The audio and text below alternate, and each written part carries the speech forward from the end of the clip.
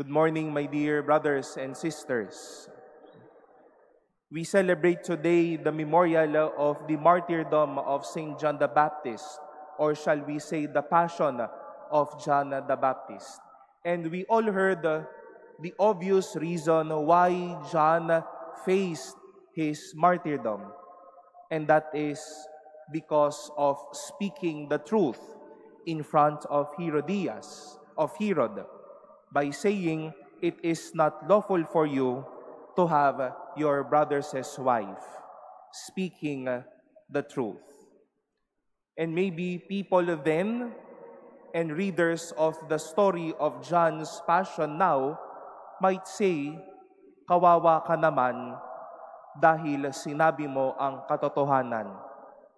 Sa aba mo o kaya wala. Bakit mo sinabi ang katotohanan? Kaya ayan, hinarap mo ang iyong paghihirap." Sense or feeling of pity. But I do believe John would say, "Oo nga, kawawa ako.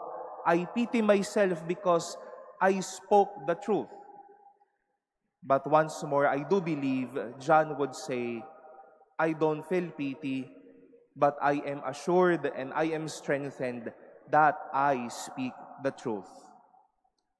And isn't it, my dear brothers and sisters, that this might be an ongoing and resounding truth around us today? Kawawa ka kapag sinabi mo ang katotohanan. Mawawalan ka ng kaibigan kapag sinabi mo ang katotohanan. Babagsak ka kapag sinabi mo ang katotohanan. Makikita mo ang tunay mong kahaharapan kapag pinanindigan mo ang iyong kinatatayuan. Naaawa tayo kapag nagpapakatotoo ang isang tao. We feel pity. We feel sorry why he or she spoke the truth. But can we be challenged and let us see the hope of seeing the otherwise or being inspired with the otherwise? Not feeling pity, but being inspired by them. Na maging saludo tayo sa mga taong nagpapakatotoo. Na maging buo din ng ating kalooban to say the truth, to be truthful, to be honest, and to be sincere. Let us not feel pity for those who speak the truth, but be inspired by those who speak the truth. It may result